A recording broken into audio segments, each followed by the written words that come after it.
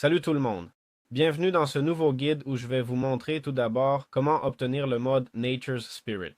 Le mode Nature's Spirit se présente comme un mode qui ajoute essentiellement une diversité de biomes dans le monde de Minecraft. Et bien sûr, il nous ajoute plein d'objets différents, comme vous pouvez voir, et différents types de bois pour avoir une meilleure synergie avec ces nouveaux biomes.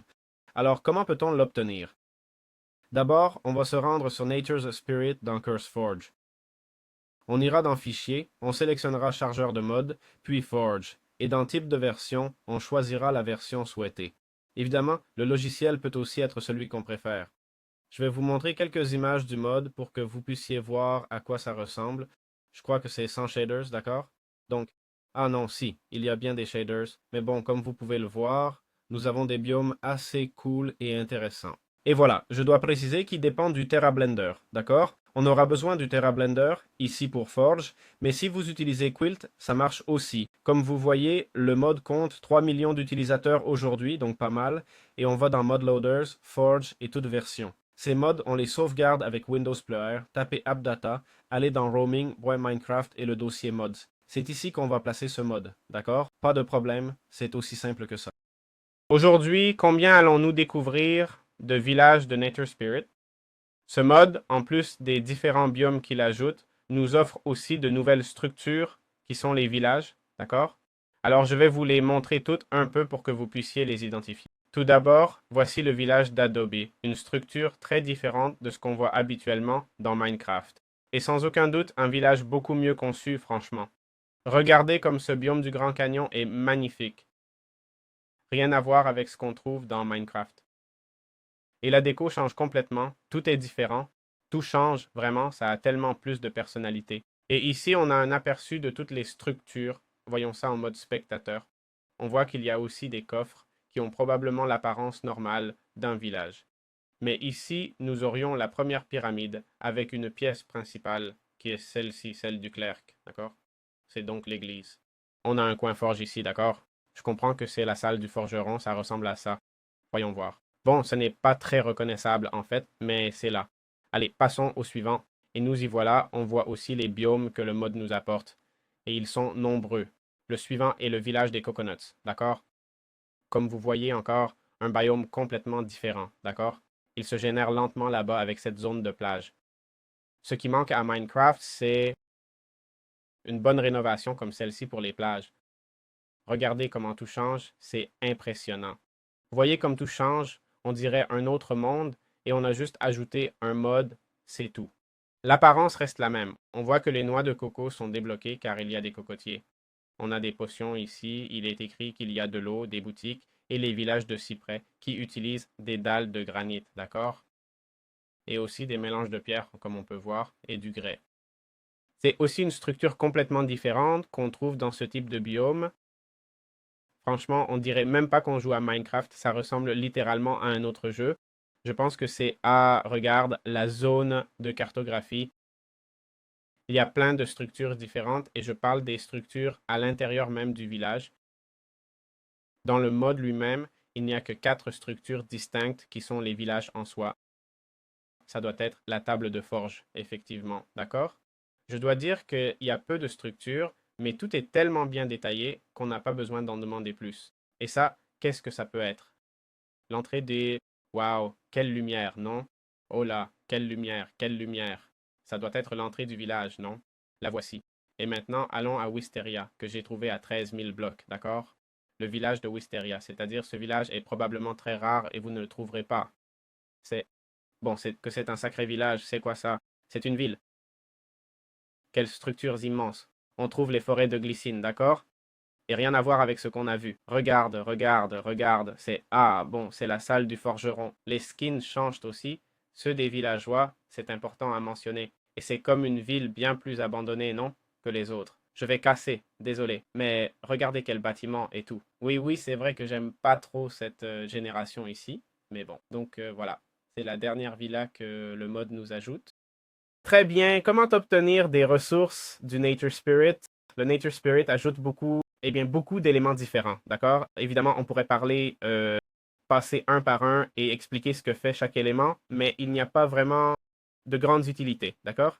C'est-à-dire, si on a le jade, c'est déjà plus que suffisant. La plupart des éléments sont décoratifs, d'accord?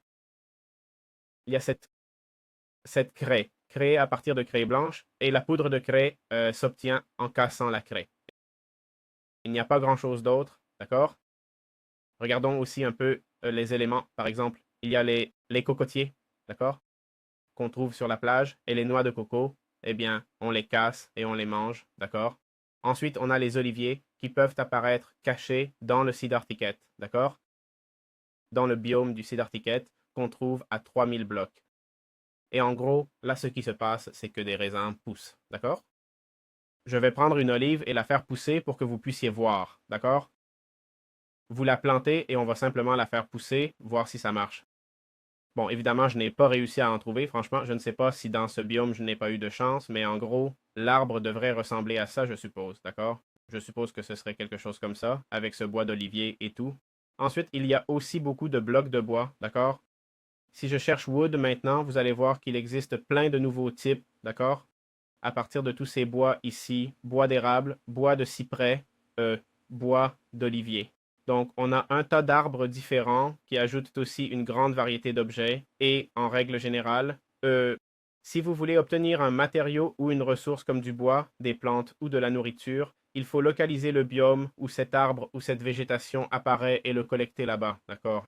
Il n'a pas non plus... C'est vrai que ça semble évident, mais il n'y a pas vraiment plus de mystère. Heureusement, il n'y a aucun élément essentiel, d'accord?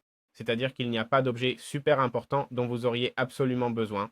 Il y a simplement des objets décoratifs, des trucs plus ou moins sympas comme la lampe en papier ou, regardez, le papier fleuri, d'accord? Cette porte ici. Mais ce sont tous des éléments décoratifs. Ce n'est pas comme si on allait débloquer la meilleure nourriture du jeu ou quoi que ce soit, ni ajouter de nouveaux mobs à part quelques reskins. C'est simplement ça. Modifier un peu la génération de la nature, ajouter un peu plus de diversité, c'est tout. Donner un peu plus de vie au jeu, d'accord? Ce qui n'est pas mal du tout, en vrai. Très bien, maintenant nous allons parler des meilleurs biomes de Nature's Spirit. Et évidemment, ça ajoute énormément de biomes, d'accord? Littéralement, si je vais ici dans Nature Spirit, voici la liste des biomes ajoutés, tous ceux qu'on voit maintenant, donc il y en a pas mal. Mais je vais vous parler un peu de ceux qui pourraient être les meilleurs. Et le premier serait la forêt de Tremble, d'accord? Si j'appuie sur F3, vous voyez qu'ici c'est indiqué biome forêt de Tremble. Il y a aussi celui-ci, les bois d'érable, qui est aussi super joli. En général, tous les biomes sont beaux, hein? Je veux juste essayer de mettre en avant ceux qui sont plus colorés ou uniques, d'accord? Ensuite, il y a le biome de la forêt Sugi en floraison, d'accord? Un biome avec des piliers de pierre, comme vous voyez. Regardez, ici on a même un arbre, un cèdre au sommet, qui est magnifique. Et il y a aussi ces bois, qui sont les bois de Sugi, des arbres très très cool qui se combinent bien avec ceux de cerisier, d'accord? Ce serait un biome très très sympa avec beaucoup de dénivelé, ce qui est idéal pour construire une bonne maison, qu'il y ait du relief et que ce ne soit pas complètement plat, d'accord? C'est-à-dire, ça offre beaucoup de possibilités, mais en même temps, si vous êtes débutant et n'avez pas encore de moyens de voler, ça peut devenir inconfortable, d'accord? Mais voilà, c'est le biome. Je vais laisser un peu plus de temps pour que vous puissiez le voir de jour, d'accord?